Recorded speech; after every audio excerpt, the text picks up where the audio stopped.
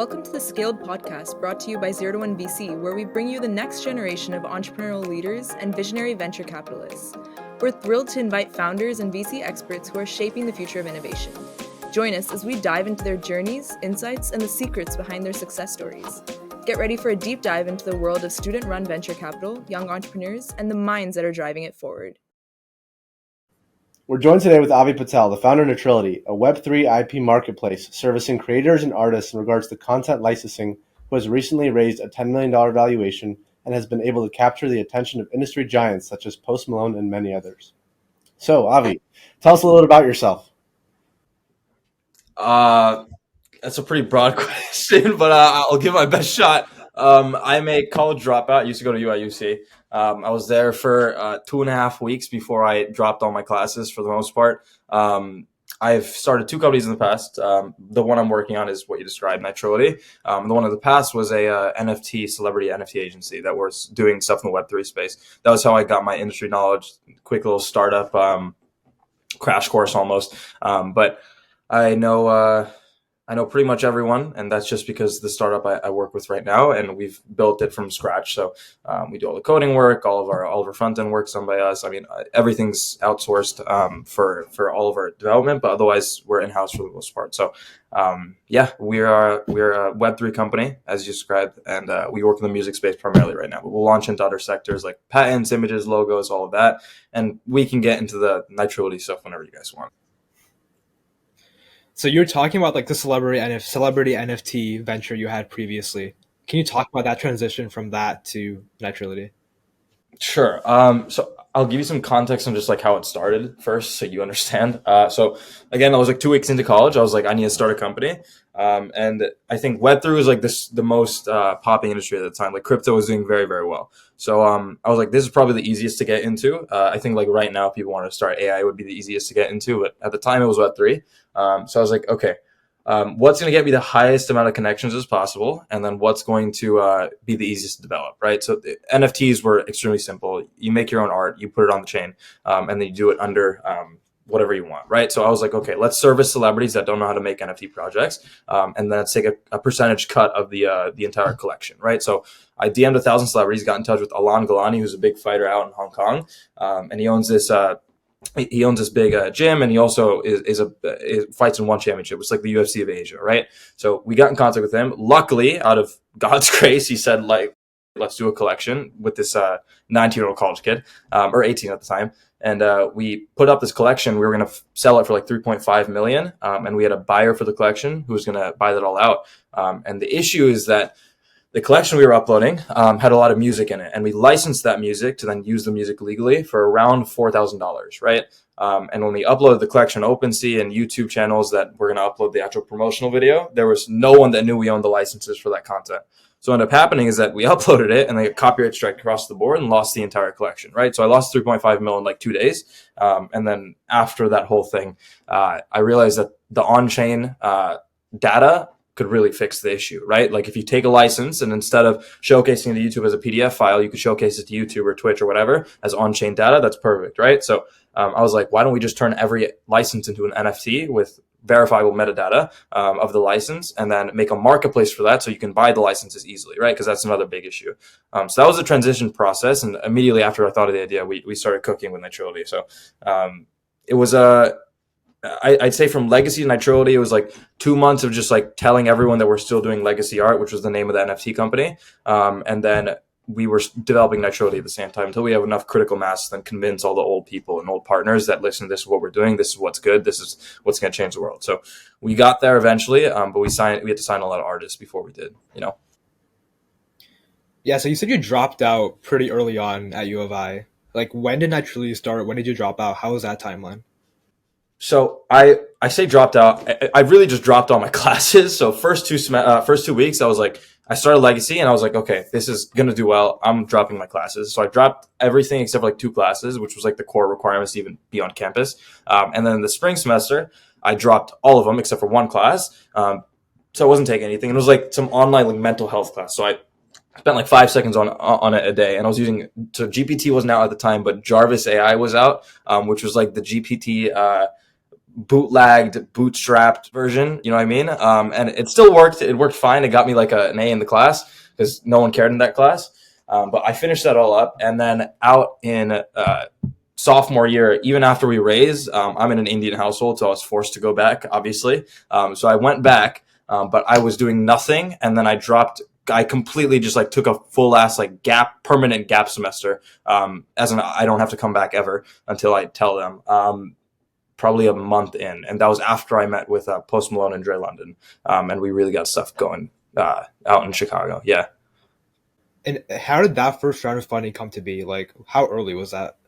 So that was out in August after a year of full development and artist signings, right? So like we had a lot of traction on the artist side. We didn't have a completely finished product or an idea of what the music industry was all about. Like I personally like was here's how I put it. I was so extremely delusional that I would make it work that I almost completely forgot that I have to learn about the music industry. So the ideas that we had at the time were very like it was so idealistic in like the current mindset I was in that it was almost stupid. Like I was expecting too much of everyone that was involved, right? And I didn't know like where data could come from, like where we could pull information from. Like I didn't know literally anything at all. So what ended up happening is we raised our round from an investor that also was equally as oblivious about the music industry, who was in the pharma space, but believed in me, which was great, right? So we threw in $100,000 at a $5 million valuation.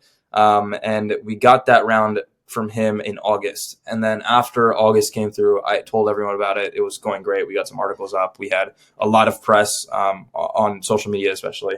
And then that still didn't matter to the parents, obviously. But I came back to U of I. And then after that, we dropped it completely, even though I didn't get another funding round after the 100K until later in the spring. Yeah, so like we're all investors at Zero2One VC, and we get pitches all the time, right? And they're mostly students, and they're all kind of delusional. They all just like some of them have MVPs. So like, how was that response from investor calls for you? Because you didn't have a product at that point, right? So I think what's super important that a lot of student founders don't do properly is that when you are trying to pitch to an investor, you can't just be pitching air. Like you cannot have nothing. If you don't have a product ready yet, cool, it's fine. But you have to at least have some like social traction, like network that's like cracked to like leverage, like people that are already signed on board. Like at the time of getting that investment, we had 70 artists signed on board the platform. And that was just from me like cold calling old connections, right? Not to mention I was already well connected after the legacy art debacle. So I had stuff going for me, and it still probably wasn't enough. And I got lucky with the round, right? So when a student enters like a VC space, like usually what they enter is like, we're going to do this, it's going to do this. They picture some idealistic scenario that's going to happen that is like 99% not going to happen. So like they'll pitch that idealistic scenario, and a VC is just going to look at that and laugh, honest to God. They'd much rather see the ins and outs of like how this could go wrong, because at least they now understand that you've considered those possibilities, and then they want to see actual proof of traction or proof of there will be traction guaranteed, as in like you have 4,000 connections with all of your friends that are guaranteed to fill in and buy whatever you're servicing, right? So you need to have like a very good network for that. And that just comes with a lot of talking to people, like DMs, like online. Online's probably the best play, but I mean, having a good network through like family and friends, also pretty good. I mean, it's up to you. Just you need to showcase something regardless. On that topic about like a social media presence, like I think I heard about you when you got that first round of investment and you got valued at 5 million on LinkedIn. How important do you think having like a personal brand online is when like raising or starting? The most issuing thing that most founders have that they don't do that, because here's how I like to put it. Your social media page is like an art piece, right? If someone's looking at your social media page, let's use Instagram as an example, because that's my primary outreach platform. So if you're looking at an Instagram page and they have one post up and it's of them in their prom picture or some shit like that, like you seem childish almost. You know what I mean? Like it's doing stuff that's like normal. And if you want to talk to like, let's say you're doing anything in like the business industry. If you're a young kid, you have to look like you're doing cool shit. If you're not doing cool shit, then you're not going to be talked to, right? And your social media page is what reflects that. Like it's how I vet people. It's how I look and see if like someone's important or worth talking to, for the most part, unless I've already met them in person. But otherwise, if I haven't met them in person, I'm talking to them online, which is the easiest and most standard way of communication nowadays, right? You need to have a good looking profile page for across the board, for LinkedIn, Instagram, all of it basically. It's less about like garnering traction and getting people to reach out to you as a result of your social media page. Although you can do that, but you'd have to be a content creator for that, which is not something most founders want to do or have the time for. It's more about having a social presence established so that you can have that good looking and professional looking, outreach page or whatever, so that you can then reach out to whoever you want and they'll respond to you, right? Like I can reach out to anyone on the planet and I'll have a 90% success rate on responses from that, right? And that's just because I have a very good looking page. I have very good looking people that are on the page and the pictures are all aesthetic. It looks like an art piece. That's it, right? And the following count is a direct reflection of that looking good. That's it. And a lot of outreach. So even if you have like 1,000 followers or 4,000 or whatever, it doesn't matter. As long as you have a good looking page, you'll get responses from people, no matter who it is. So reaching out to people is probably the most important. Having good looking pages, the direct association with the success rate on that. Yeah, that makes sense. I mean, like even in our latest cohort for our 9-week incubator program, that's something we're trying to push, like helping them build a website, helping them build a LinkedIn profile to make it seem thing. Like I focus primarily on our Instagram for the company, like Nitrility's Instagram, and it's something that I regret because I didn't. I don't regret it. It was great, obviously, but I should have also focused on our personal, or my personal at least, because I don't know what it is. When you attach a name to a company, like a person's name to a company, and then you reach out from that person's account, aka like my account or one of my like higher up team members' accounts, or like let's say TJ's reaching out. If that page looks good, you're going to get a lot more responses than even if you DM from the company account, right? Because a company is a corporation. Like it's not personal. You know what I mean? Like you're talking, when you get a DM from a company, it seems like you're talking to like an automated bot, almost like a robot, right? You don't know, you never think that there's a person behind there. If you're talking to a person directly, you always think that you're having a conversation with an individual, right? It's always cooler to have a person to person outreach, which is why having a name attached to the front of the brand, whether that be your chief outreach officer or your CEO or founders, like you need to have that. Like it's super important to like get in touch with people and have a personal conversation with everyone.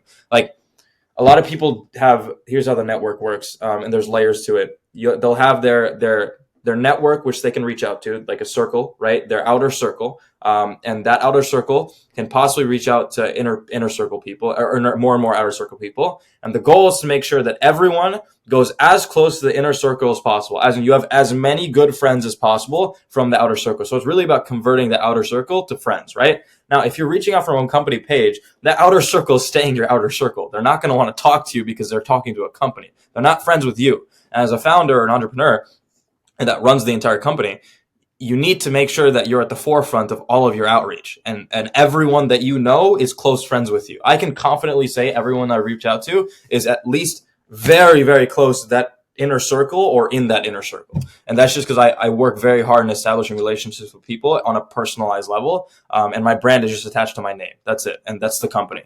That's it.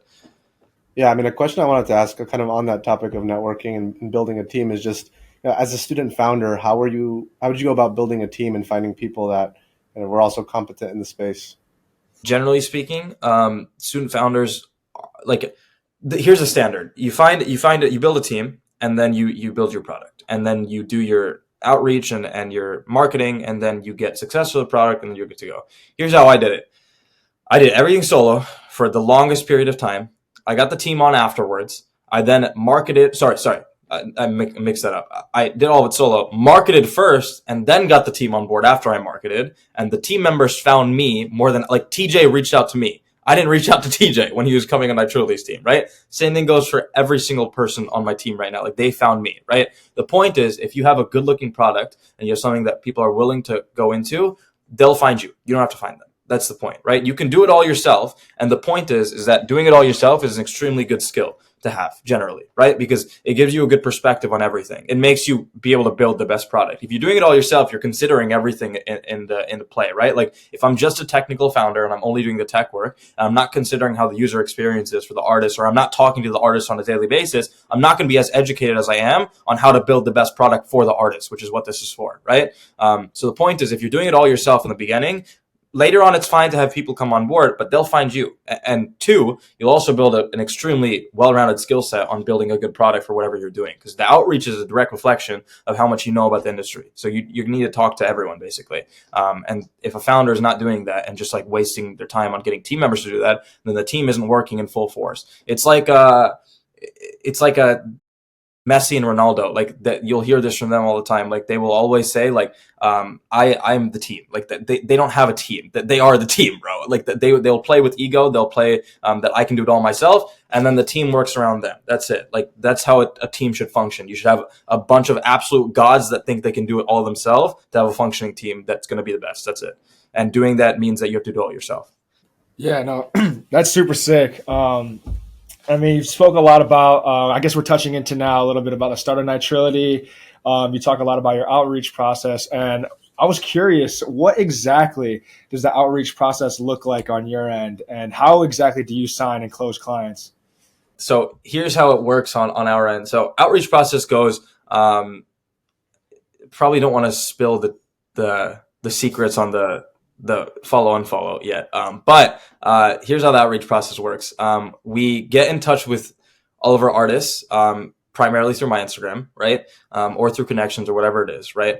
And that's just because a lot of artists follow me. So other artists find my page a lot easier, and that's the best I can put it. And when I reach out to artists, I will usually have a very, not generic, but like a formula almost on how to close a phone call with them, right? And that means like saying like how much you know about sync licensing. Do you guys do any licensing yourselves? Are you signed to a publisher? You want to ask them a lot of questions, right? Like that's how you have an engaging conversation with someone. You ask them questions before you get into what you do, right?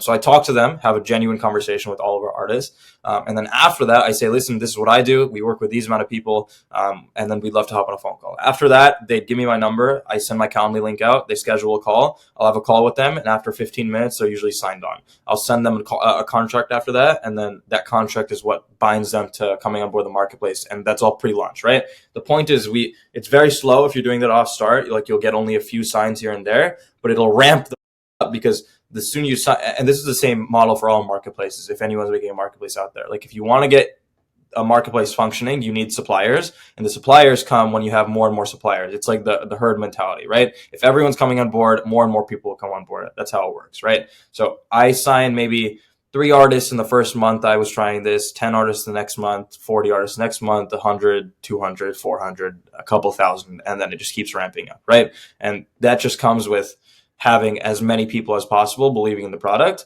and having that in a legally binding state, which means have a contract ready for all of the people that you want to come on board the company to sign, is super important as well. So they're all locked in like that. And then after that, there's some artists that have referral clauses, so they'll send over other artists they know and other record labels they know. I think that's super important. Like if you sign a big artist, like if I sign like here's a great example. The Fifth Guys, who I was just with in Amsterdam, they own like a 3 million monthly listeners total out of all their aliases Spotify presence, right?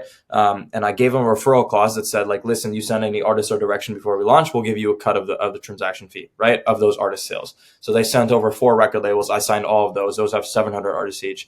They sent over 10 artists with like 1 billion streams each. I signed all of them, and then you keep on going over and over again until you've got everyone, basically.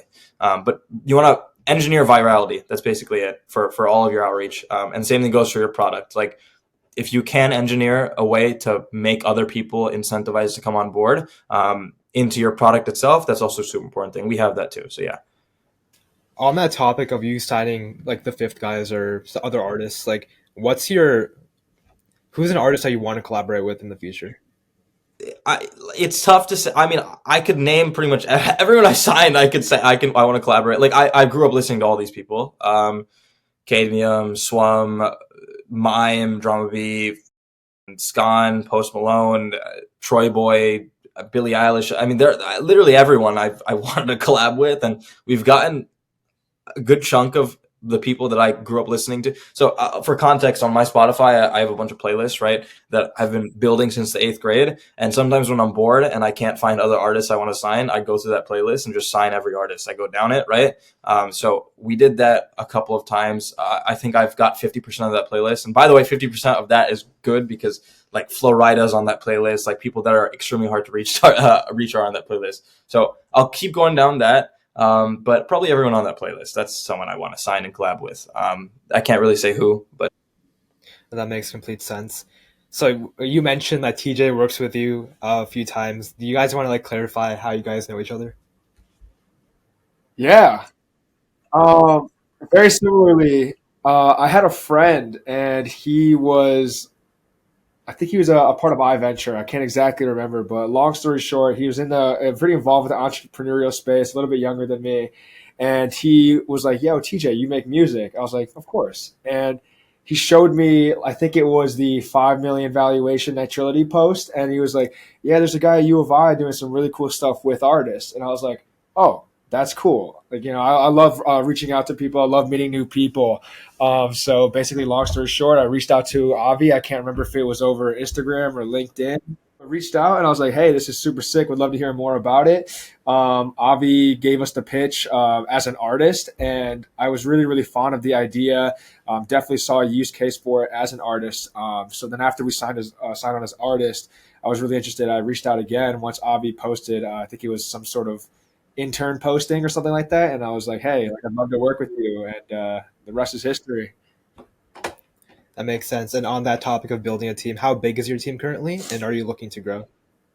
20 people, 10 full time, and then we have 5 interns right now, and the other 5 are part time that are doing very specific high quality work. So if we need insane like graphics, like we'll go to them. Like there's very specific team members that work in a lot of other places. Like most of our team is comprised of founders and entrepreneurs. I think having a team just full of founders and entrepreneurs is like not usually a normal thing, but like it's what we do. Like everyone's doing something else other than Nitrility. But I think that makes a team a lot more special than it is, because they have other stuff going for them. And the fact that they still spend the time doing stuff with us means that they believe in the project a lot, right? Because they're spending that time towards Nitrility, which means they care for the stuff they're putting out, not just like any other employee that just cares for the cash, right? They care about the actual product and the dream, you know.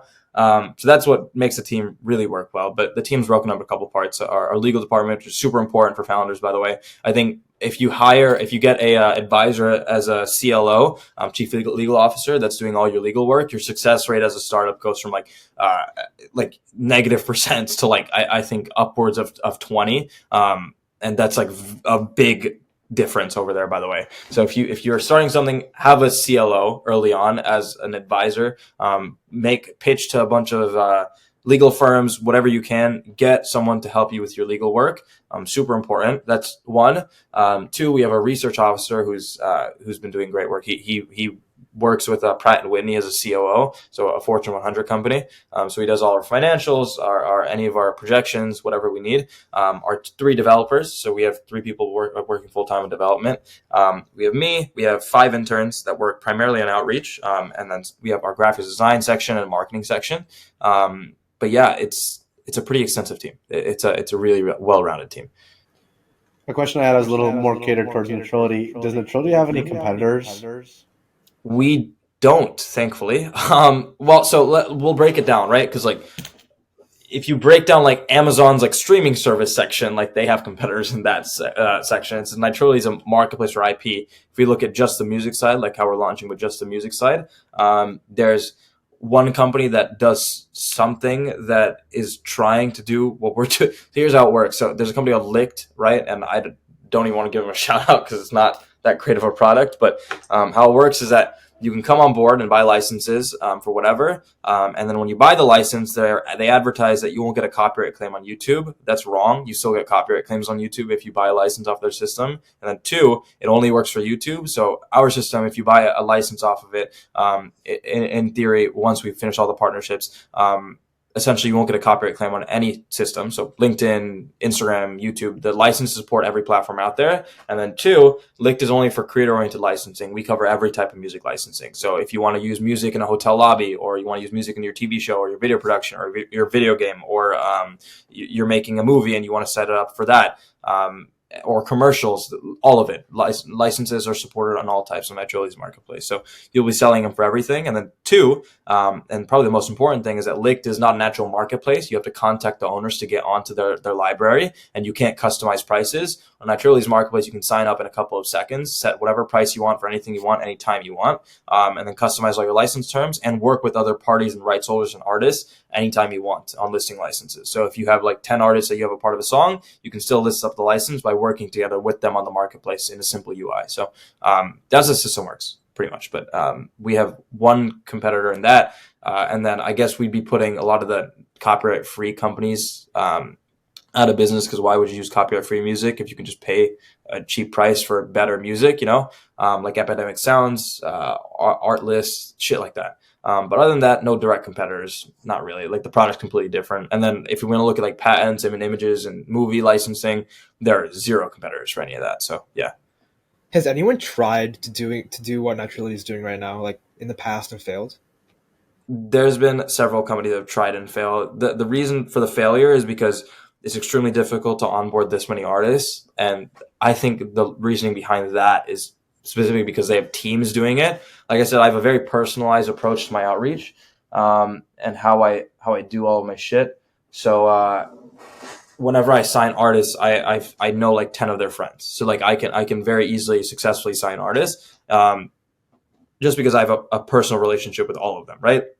If you have a team doing it, it feels very corporate, and it's difficult because the artist industry is very personal, and it's tough to sign that many as a result. So people have tried, people have failed. I think the tech is probably the biggest breakthrough. When you buy a license off our marketplace, you put it on chain. And that on-chain data is what we showcase to anyone that wants to authenticate ownership of the license, right? The on-chain metadata is only possible right now. Like the blockchain is only now supporting the capability to do that, right? Like years ago, it didn't have, like, dynamic NFTs weren't a thing, right? So you can't update license metadata, you can't update anything. It's just static data that is unchangeable, meaning that, and when info changes for artists or creators, you're going to need to update the metadata, and that's not possible. So the tech's quite literally only possible right now, and we're patent pending for all of it. So we're priority on everything, which means we're good to go. Yeah, so I kind of want to jump into the funding aspect of Nitrility and everything in a little bit more detail. I mean, feel free to like tell us if you can talk about a certain thing or not. But when it comes to funding, are you looking to raise another fund soon, or can you talk about like the $10 million valuation that you just raised? Yeah, so I'll give you just a quick overview. So we raised 100K before the 100K. That came from family and friends, right? And some funds from the old company Legacy Art that we got clearance to then use for Nitrility's company. So that was the first 100K. The next 100K came from Anush Amin, who works with Levin and Groff Investments. So we got 100K from them. And then as the year went on, we got another 50K from them, another 100K from them. So we got 350K raised to date so far. And then we use all of that capital towards development. We have an 11K per month burn rate. So it's not bad at all, but it's just been development funds. That's it. We haven't used anything else other than travel a little bit. And that's just been recent. And then the actual investment that we're looking for right now, and that was all. So the recent rounds, the 50K and the 100K, were both at 10 mil valuation. So we gave away 0.5 and then a single percent for these last couple investments, right? That was in agreement beforehand for the rest of our shit. As for the current investment we're looking for, we're raising a seed soon. We have a couple parties interested, but we'll most likely raise a 1 mil from our artists, rights holders, and other parties that want to invest into it, and then 2 mil from a lead as just a standard YC safe, for 3 mil total at most likely a 30 or 50 mil valuation, but somewhere around there. Yeah. Is there a reason you're not approaching like large venture capital firms, or do you want to like keep as much equity as you can in these stages? Or The goal is to keep equity, for sure, but at this round we're going to be doing a lot more institutional VC investment. The main thing is I didn't have all the connections to facilitate that before. Again, the investment market is very tough, so I needed to run through a lot of connections. So I prioritized building those connections over getting the round raised in an earlier date. We had an offer for 3.5, ironically, the cursed number, 3.5 mil, for 10% or 15% total. Out in March, and we had 600K committed from all of our artists that wanted to throw in 600K. I posted about this as well, but the 3.5 mil investors that want to throw in the full 3.5 said decline the 600, and I was an idiot, so I said fine, I can do this after a little bit of thought on it, and I declined the 600, and then for 3 months straight, they basically didn't give us an answer and then brought that 15 to 35%. So I declined that offer then. And then we've just been building and then getting all of our recent artists signed. We've got some big signs recently, not even record labels or artists individually, big distributors that have like 20,000, 30,000 artists plus on their company, on their platform. So we've signed a lot of these big boys. So we have a lot more leverage now to then get a lot more investment on the artist side and also some better institutional investors as well. Post funding, when do you guys plan on officially launching? Funding's going to come right after, or launching is going to come right after funding. And the reasoning for that is because we need to partner with YouTube and Twitch and all the platforms out there. They need to be able to show, at least the psychology behind it is that we need to be able to showcase that, listen, we're going to change the way your systems work and you can reliably use our system, but we're pre-launch and we're pre-revenue.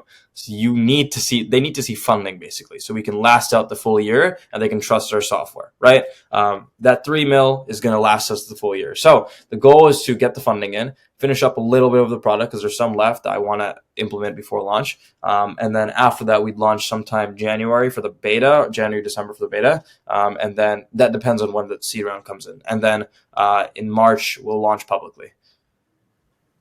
Yeah, no, that's super cool. Going circling back a little bit to the fundraising and investor outreach. It seems that obviously you, like any other founder, has highs and lows when it comes to fundraising. What do you think worked for you, or what are some things that you wish you would have done differently to make the investor outreach or fundraising process a little bit more smoother? So I think it's just something that I would tell other founders to focus on is like, you can showcase as much as you want, but sadly, all the investors care about, at least, I mean, it's just period. Investors care about the capital that you're going to bring in for them, right? Which is completely understandable. They're investing into you. So something that I would have changed for sure is that I would have really showcased that the numbers we have is directly a reflector of how much capital we're going to make in the future, right? So like if I say this artist is signed to the company, he's got this many monthly listeners and this many streams, right? And that's it.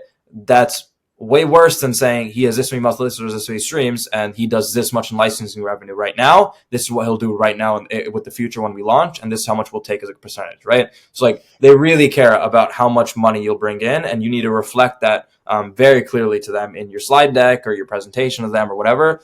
Primarily the slide deck though. So I think working a lot on the slide deck is something I regret because I basically will work on the slide deck. I'll be satisfied with it and I won't get good feedback from the right people. But nowadays that problem's really been fixed because we have some great people coming on board to hopefully fix that and sort that out. So yeah, that's the only thing I'd say I regret. As for how we do outreach, like I said, I think the method that we use for artists works pretty much for everyone. We use that for everyone. Like I've gotten all my connections just through that. For our viewers and audience, like, do you have any advice when building that pitch deck? Because it's a really important part of raising around, right? You have to send that pitch deck out to fucking as many human beings as physically possible, and don't take anyone's advice alone, right? You send out the pitch deck unless they're cracked. If they're like some like Sequoia or Andreessen or like worked with like some crazy people in the past and you know they're cracked at building pitch decks, you listen to them. Don't question it. You just listen to them. That's it. So get the deck out to as many people as you know, get as much feedback as possible, reflect on that feedback and see what you can do to build the deck out better, right? The goal is that when people build out their deck, one, they have problems with building the visual identity of it, right? Just like us, like it has to match the way your site looks, as well as match the way that final product's going to look, right? So your deck has to be a reflectant of of what you're building, basically, on the visual side. That's one. Two, the information that you put on there has to, again, appeal to investors. And you as the founder, since you're looking at a lot of things, you're not sometimes doing that. You're sometimes appealing to like what you think the investors want to see, right? So you need direct investor feedback. Get it out to as many people as possible. Get an understanding of what other people think about it, and try to come up with like a better version. Do like a lot of revisions. Slide deck should take like 2 months to a month to 2 months to build out, right? Like to make a perfect deck, and then you can just reuse that anytime you want. Building a deck's like an art piece. Like you have to really do it well, otherwise it's not worth it at all. And make it short. Keeping a deck like 20 slides for a pre-seed or seed company is not worth it. It needs to be 10 slides, 11 slides, somewhere around there. Investors have a short attention span. They'll only look at a deck for a little amount of time. So make sure the text on each slide is lower than you think it should be. Make sure it's concise, easy to read through, and make sure it really highlights the amount of money that you can bring in for these people. It's basically That completely makes sense. I completely agree.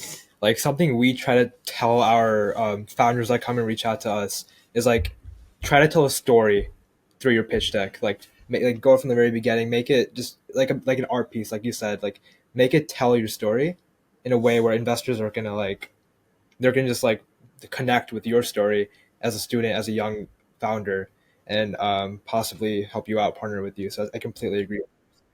and if you had less like. So here's how it works, right? Like if you have less going for you, you want to tell your story for sure. Like if you have like don't have that many partners, or you're really early stage, tell a story. Like if you want pre-seed funding, tell a story. Sure. For a seed round, or if you have like a lot going for you, you're gonna want to highlight more of that, right? It's like Sequoia, you can look up, has a great like exemplar pitch deck that you can look through, but it's all about highlighting the gaps in the market, how you fill it, and how there's a lot of potential to make money in the market. It's all about the capital. That's really it. Like you can tell a story all you want, and that's just to make them believe in you as a founder. So pre-seed, that's really good, right? But if they believe in you and you've already done all of this crazy stuff, it's, how do I put it? It's almost intuition that you already got you're already the shit. If you have a bunch of stuff put together and you showcase that bunch of stuff, it's intuition that you're the shit. So you don't really have to tell a story there. You can tell a brief story on your founder slide, but that's basically it. The rest of it should highlight just the gaps in the market and how they can make money off of it. That's really it. Yeah, that completely makes sense. Like most of the startups that we talk to are at that pre-seed level. Because they're talking to us, we invest primarily at the pre-seed stage. We're usually the first check-in as Zero2One VC. So that completely makes sense. Just a bit of a fun question. So you have a bunch of artists signed to Nitrility at the moment. Have you ever thought of possibly creating a record label? That's going to happen for sure. We're going to have a record label for the company. It's going to be the greatest record label to ever exist on this planet. TJ is our first signed artist, and we'll have over 400,000 others ready to go. Okay. And that's just right now. We'll cook up as much as humanly possible. We'll get everyone ready. We'll have like I said, this record label will be legendary, and that's just because I will make sure that the artists are always put first, and that's nothing compared to what any of the record labels out there do right now, other than very few, and I work with them already, so they'll be on board too. Independent record label for all artists that want to release, and we'll have them all signed to the company. Yeah, so for our technical listeners, I just want to run through a little bit of how the tech of Nitrility works. So how do you go about authenticating artists and creating content creators on your platform? So from a technical perspective, I think user onboarding is a super important thing, at least for our company, because it's a marketplace, right? So whenever you're getting a user on your platform, since it's a marketplace, we have to know what you own first, because you can only sell what you own, right? Like if you're making a physical product marketplace, you need to have repercussions to make sure that if someone takes a picture of this phone and then says, I'm selling this phone, and doesn't actually own this phone, that right? So the point is, I want to stop that as much as possible, which means I have to know exactly what everyone owns at all times, right? So when you're onboarding artists, here's how we do it. You can log in with your artist or distributor account, right? Or your artist or Spotify account, right? So here's how the music industry works at TLDR. So everything is sent to distributors, and that distributor sends it out to DSPs. What a distributor is that they basically take your music and they just give it to all the big platforms. The big platforms like Spotify, Apple Music, those are DSPs. That's what DSPs are, right? So it's really about knowing where all the information lies, right? So Spotify, I know now, has all the information, clearly, right? They have information on all the songs, they have all the files that are required to know like who owns what, all of that basically, right? And then two, distributors also have all the information, right? Now, since Spotify has all of it, we've mainly tapped into Spotify's right now, right? So what you can do is you can log in with your artist or Spotify account, and then we tap into Spotify's API to then find the ISRC codes to match what every single artist owns, basically, and who owns what song as well, right? Because in the music industry, if you have a single artist owning a song, it's very rare. Usually there's 10 artists that own a song and work together on a single song, right? Or something like that. Not 10, like 3. But regardless, we got to know all those 3 artists. And then we can't let a person just come on board and list up a license for that one song if there's other people that own it as well. That's like saying, like, if there's 3 people that own this phone and only one of them is selling the license, the phone itself, and then that one person makes money and the other 3 gets, right? They can't do that. We have to know everyone that owns the song. So we can do that off the Spotify API. That's the artist side. And the distributor side is that, let's say a distributor wants to partner with us, which is great because they have so many artists on board. So it's really good for onboarding people, right? We can basically make it so that a distributor, you can log in with your distributor credentials instead of your artist credentials. And now a distributor can market themselves as a publisher, meaning they can market themselves as, I manage all your licenses. You can sell licenses with us and get all your stuff onto all the big platforms, right? On the creator side, we just have to know like who the person is that's buying the licenses, right? So like if I'm a Mr. Beast and I'm buying licenses, the licenses are useless if I don't know you're Mr. Beast or who you are, right? We made that super easy. You can simply put in your username for whatever platform you're on, and then the license is then imbued with that metadata of every single username for every platform categorized, right? And we imbue the license with that metadata. Anytime YouTube gets a copyright claim for a video or Twitch puts a copyright claim on a video, we then are able to find every license that each user owns and then use that license to tell YouTube if he owns a license, he's good to go. If he doesn't own a license, he's not good to go. That's it. So you can just literally put in your username as a creator. That's it. And that's how the infrastructure works on the artist and creator side for authenticating ownership of licenses and selling licenses. That's the most important part of the marketplace. Yeah, I mean, that's a pretty cool one. Could you possibly tell us a little bit more about the blockchain tech that you guys use? Yeah, so again, we use blockchain primarily for the authentication aspect. Like we've linked with Magic Wallet so that you can just sign in with email, and then we'll make a Web3 wallet on the back end for you. So there's like no friction there, and that makes it good for us and the user experience. And then 2, we're integrated with MoonPay as well, so you can pay with cash instead of crypto. So I've basically taken away any of the user-based Web3 stuff because I think Web3 is stupid in that aspect. I'm not gonna lie. Now, where the Web3 shines is the back end. And the reason for that is because it's perfect data, right? The data is immutable. It's something that can't be changed. It's something that is very reflectant of transaction IDs, like everything's perfect almost, right? So when you buy a license off our marketplace, we turn that license into a dynamic NFT, right? That dynamic NFT is reflectant of all the license metadata. So the song name, the artist name, the seller data, when it was sold, when it was purchased, the buyer information, so like all their accounts they've linked to their buyer account, and so on and so forth, right? The reason that's dynamic is because let's say you are to link a artist, or you're linking multiple YouTube accounts to your Nitrility account, right? And you're saying this license should protect all of these YouTube accounts, right? Anytime I get a copyright claim from any of these YouTube accounts, this license should be checked and see if it matches the song copyright claim, and then it should be used to not get a copyright claim, basically, right? What if the username for that YouTube account changes, right? What happens? Is the license metadata going to just stay the same? We can't do that. We have to make sure that it's dynamic so that it updates and then changes, right? So anytime you change your information as a buyer, the license data also changes, meaning that we can perfectly showcase to YouTube or Twitch that here's all of the users' accounts that they own. Make sure that you protect them from all of these licenses.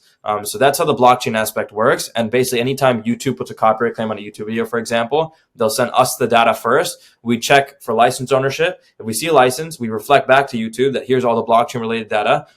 Here's the license they've bought and purchased. Don't give them a copyright claim. And then if they don't buy a license, then we can tell YouTube the same thing. That's it. Yeah, I know. That's super interesting. Again, man, love Nitrility. Super, super cool. It seems like you guys are always like at the forefront of anything that's like hot.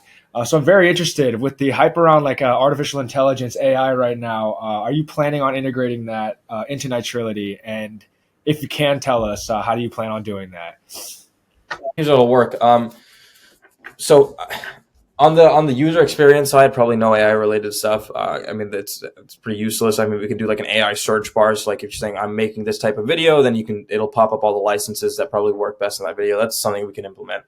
But The main thing for AI, and this is probably a feature we'll roll out later, is an AI licensing marketplace. So I don't know how the laws or legislation behind AI and IP are going to work, really, but how I assume it's going to work is that, let's say you're on Midjourney or ChatGPT and you make something and you're the first person to make it and it's something unique to that platform. So if I make some piece of art, right, and it's super unique, then I technically own the rights to license it out to other people, right? Like I own the IP for it, okay? That's how I assume it's going to work. So as your everyday normal person, you can now come on Nitrility's marketplace, log in with your Midjourney or ChatGPT account. We'll give you all of the stuff that's unique and that you have the ability to license to other people for, right? And now you can sell licenses for anything you make in seconds, right? And other people can buy those licenses and then use that asset or whatever you want in whatever they make. So it's a AI licensing marketplace for AI generated content. That's what we can implement, and that'll probably come soon after we launch the patent feature. So probably 3-4 years in. Kind of taking a step back and talking a little bit about you more and your entrepreneurial experience. Did you always know that you wanted to start something, or was it kind of as the idea came, then you decided you wanted to venture out and kind of stop the school process? I just hated school, so I was like, what? And I hated working, and I was like extremely lazy, and I didn't want to do anything under it. So I call it laziness, guys. But I think I just like yearn for freedom, because I mean, like, usually everything is like coming down on you. And I played a lot of video games growing up, and I wanted to make life feel as much like a video game as possible, where I can like do anything and I can see the outcome and I know what the outcome is going to happen, right? I think where I'm at right now, that's happening like actively, which is great. And it's only been recently happening like that. But it's a lot of hard work that's required to make that happen. And I think I just yearned for that feeling of like, I can do this much work now. I can see this many outcomes in the future. If I build this up, this is what's going to happen no matter what. Like, if you're in school, it's very tough to figure that all out. Like, life is not a video game when you're in school, or life is not a video game when you're in high school or under your parents. Like, it's very difficult. So I yearn to make life as free as possible. And I think starting a company is probably the best way to do that. Or being a monk and just living in the temples. I mean, that you can pick one of the. I mean, it's up to you, but like, I don't think most college kids are going to do that. Man, being a monk sounds pretty nice. Sounds relaxing. I'll be the monk. I can see it, man. I can see it. Did you have like any mentors or role models that you very much looked up to kind of through this process? I think mentors, role models are stupid as. Okay, let me just give my hot take on this. All right. So here's the thing. If you have someone telling you what to do for whatever you're building, you're just an idiot. Okay. Because if you're building something unique, listen, it depends on what it is. If you're doing something someone else has already done, why are you doing it in the first place? That's one, right? And two, if you're doing that, then sure, you can get a mentor, because the mentor might know like exactly what to do. Like, you're basically just following his orders at that point, right? But if you're building something unique, like an actual art project that's like of tech, of whatever it is, right? Bro, who is going to know it best other than you if you're the one that thought of the idea for it? Like, if it's an industry, no matter what it is, you have so many things to factor in that you need to know everything about everything. You can't just know about one thing. And if you have a mentor teaching you about only one thing, so if I had a mentor that came on board and said, this is how the music industry works, right? Brother, I have to consider like 60 other things. Like, I can't be looking at just this. Like, what the fuck? I got to look at creators. I got to look at how this is going to work on the corporate end, how this is going to make money, how we're going to market the whole thing. I can't just listen to like, bring the artist on board. It'll work out. Like, that's not going to, it doesn't function like that. So getting a mentor is stupid. Google's my mentor. Researching yourself is your mentor. Books are my mentor. Anything other than an actual person that's going to tell you one thing and one thing only. You don't need a mentor. You don't need any of that. You need people that are very close to you. You need a bunch of mentors. You need to take in information from everything around you. That's it. You don't need one person. If you have one person telling you everything to do, you're just a slave. And that ended a long time ago. So let's not bring it back. That's just my advice on the entrepreneur side. So I generally speaking, don't get a mentor. Everyone should be your mentor. Everything should be your mentor. You should learn from everything. That's it. Nice. So I doubt we'll be seeing Avi, mentorship course coming out anytime soon. I'm very curious, a little bit more generally again, what advice do you have for students who are interested in entrepreneurship but don't have an idea, or maybe they do have an idea but no team? Here's the problem. You don't need a team. You don't need anything. You just need to sit down and think, and just do it when you think of it, right? So like, we call it analysis paralysis. Nicholas, if you're listening, other Nicholas, not Nico, Nicholas, if you're listening, I got that from you. But analysis paralysis is basically what I describe, is a better version of what I described before. It's like you see a bunch of scenarios and you'll never want to pick one thing, and you'll just try to do everything, and then you'll do nothing as a result, right? So like if I'm this student over here that's got school and a bunch of other things, and I want to start an idea, or I want to go into entrepreneurship, like I won't know where to start, so I just won't do anything. That's the problem that people have, right? So what I did is, the way I overcame that was I sat down, I set a 2-week deadline for myself. I have the note document still, a notes document of every idea I could possibly think of in the moment, and I picked the best one. I think starting with service-based product is really great because that's like a really good way to crash course. You don't need any capital for that. You can just do something for other people, something preferably for free. Or if you have some coding knowledge, you can put that out as well. Doing something in the AI industry right now is super important because it's super easy to get into, and doing something that's going to give you a high network, not net worth, but network, because that'll scale into something you want to build into a legacy later, right? It's like some like product that's a platform that's new, that's crazy, that's never been done before. That's what you want to build later on in life, right? But you need a crash course before that. Otherwise you can't do that. So, a service-based product, AI related, something that deals with celebrities. Literally word for word. If you think of an idea in that little space over there and you just start like without thinking of anything, you just start. And by when I say just start, I mean, talk to people. Just start getting the idea of cooking with other people. I think people think of shit and then just leave it to themselves and don't spread the word out ever, because they're not delusional enough. They have to be extremely delusional. They have to think that this idea will come true, and you have to talk to as many people as possible about it and get as much feedback as possible about it, right? And then you just start cooking. I didn't know anything about business. I didn't know anything about contracting. I didn't know anything about law. I didn't know anything about anything. I didn't even know how to code. I was a gamer that literally sat down all day and cheated on everything he possibly did on high school, middle school. I was cheating in pre-K, bro. I hope you understand this, okay? I did not give a okay, that is what it is. So the point is, you can start with literally nothing. You just have to start.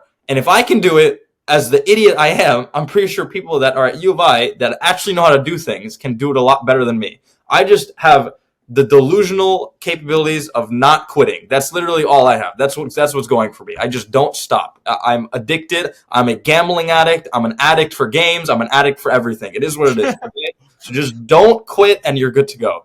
That's it. So start and then don't quit. You're good and you'll think of it. And no matter what it is, you'll succeed. That's it.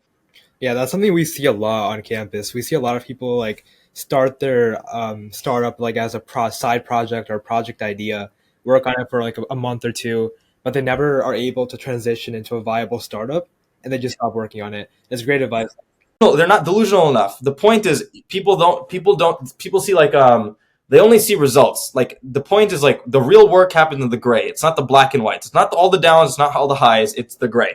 It's the part where it's the depression zone is what I like to call it. It's when you're working and you're getting no results and you're just working. And it doesn't seem like you're getting results, but you are. You're training your mind. You're either training yourself, you're training what you're building what you're building, or you're doing something that's building something. That's literally it. That's the point. That's the gray. So as long as you can be comfortable in the gray and comfortable working in the gray, the highs and lows will come. The highs and lows is when you push through. I'd prefer a low rather than the gray zone, honestly, because at least the low is interesting. The gray zone is where real thoughts and depression lie, okay? And that's where the founders struggle in, like the gray zone. So if you can just keep pushing through the gray zone, you're good to go. You can lock it in. It should be light.